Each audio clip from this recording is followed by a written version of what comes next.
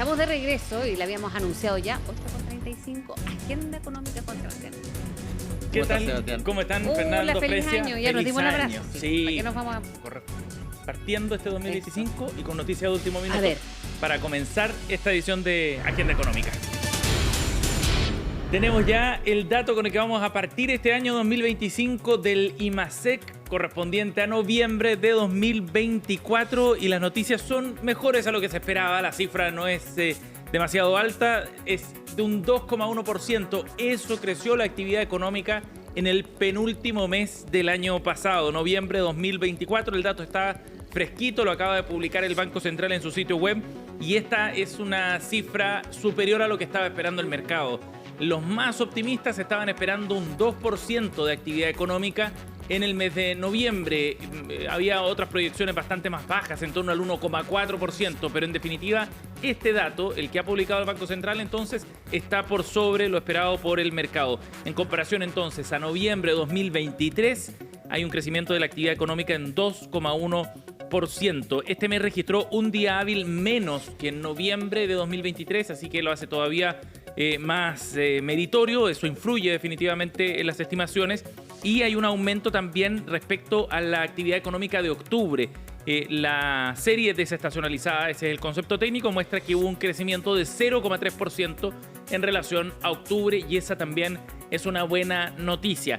Sigue siendo una cifra, de todas maneras, menor de crecimiento, en el sentido de que la capacidad de potencial de crecimiento de la economía chilena hace un buen rato que se desinfló. Pero, como decíamos, de acuerdo a las expectativas está algo por sobre. ¿Qué es lo que ocurrió con cada uno de los sectores? Bueno, veamos cuáles fueron las incidencias más importantes. Dice el Banco Central que se explica por el crecimiento de todos los componentes, o sea, todos los sectores tuvieron crecimiento económico, pero destaca en particular el desempeño del sector de servicios, que incide con fuerza entonces en este resultado. Respecto al IMASEC no minero hubo un crecimiento de 2% y eso también es bueno porque a veces en la minería la que se lleva todo el peso y tira el carro de la economía, acá no, acá hay un crecimiento de todos los sectores. En el sector, por ejemplo, de la minería crece 3,5%, la industria manufacturera 1,2%, el resto de bienes del sector 3,4%, el comercio 4,8%, es una buena señal esa.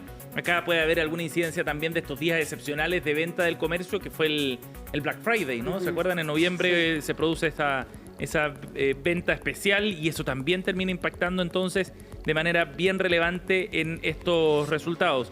Y así vemos cómo se genera un escenario bastante favorable en el penúltimo mes del año con un cierre y una tendencia. Eso es bien importante también, ver la tendencia en la que está moviéndose la economía con una tendencia al alza también entonces hacia el cierre de 2024. Les decíamos que el sector de servicios fue el que tuvo más peso dentro de esta expansión de 2,1%. Y se explica, dice el Banco Central, por los servicios personales, en particular salud y educación, y también el sector del transporte, que contribuyó al desempeño de la actividad, dice el Banco Central en su reporte. Y respecto al comercio en particular, todos los componentes de esa área presentaron también resultados positivos.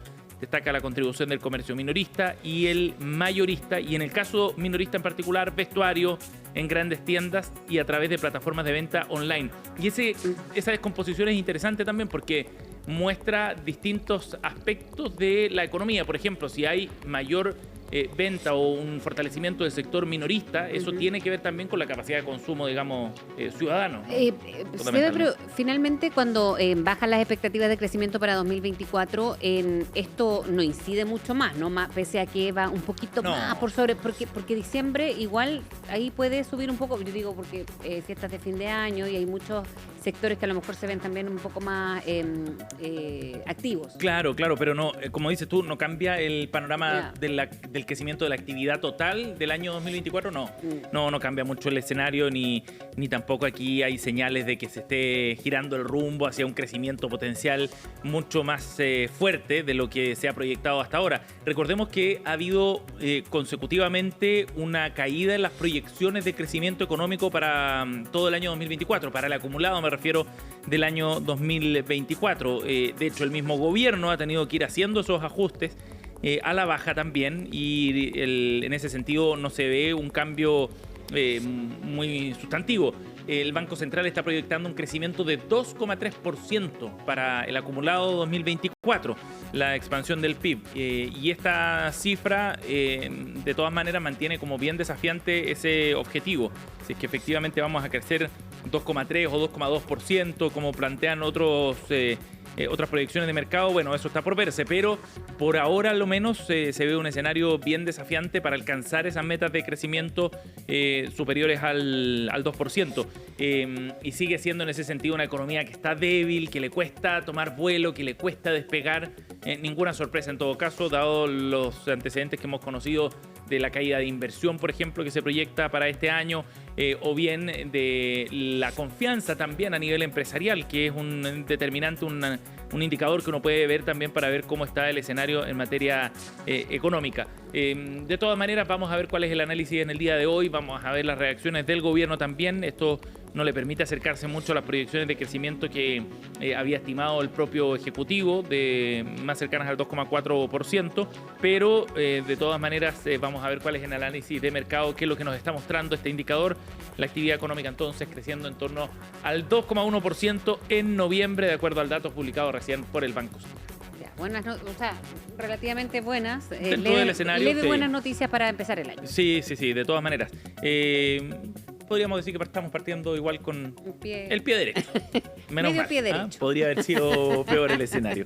Bueno, así estamos comenzando entonces este año con un precio del dólar además en torno a los 995 pesos en la apertura del día de hoy. Con esa información estamos comenzando Agenda Económica. 8,42. Vamos a ir a otro tema para hablar de una dimensión bien importante de los datos que conocimos la semana pasada sobre el número de extranjeros que está viviendo en nuestro país.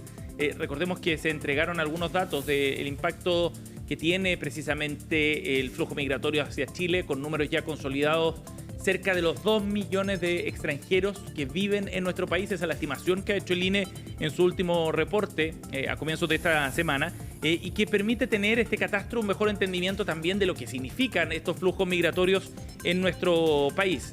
Casi 2 millones de personas, decíamos, de distintos países, pero con un fuerte componente de venezolanos que han llegado, sobre todo en los últimos años, a Chile, en un fenómeno que tiene muchas implicancias sociales, culturales, de desafío institucional también.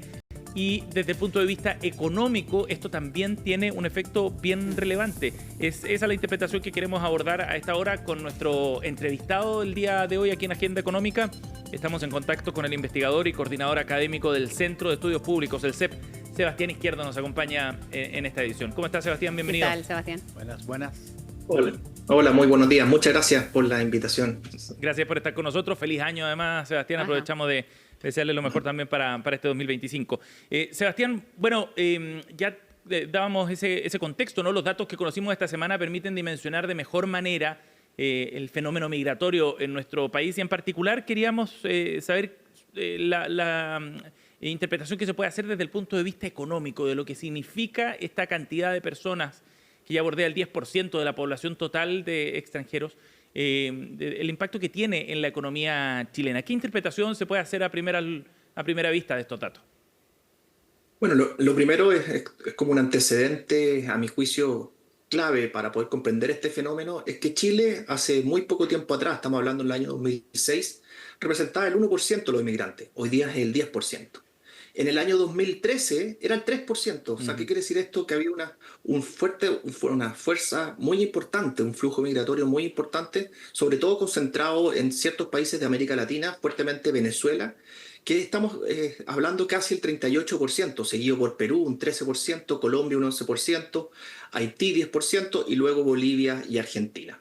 Esto uno podría alarmarse, decir, bueno, un 10% es muy alto. Efectivamente en términos relativos es alto si nos comparamos con América Latina. Claro. Sin embargo, cuando uno se compara con países del OECD, países más desarrollados, uno observa que estas tasas son aún mayores, entre un 12 y un 15%. Uh-huh. Sin embargo, este flujo que ha sido muy repentino, muy fuerte, nosotros en el Centro de Estudios Públicos, en el CEP, realizamos una encuesta con una representación especial para poder medir y poder comprender de mejor manera el proceso migratorio en Chile. Esto fue realizado entre septiembre y noviembre del año 2023. Y la verdad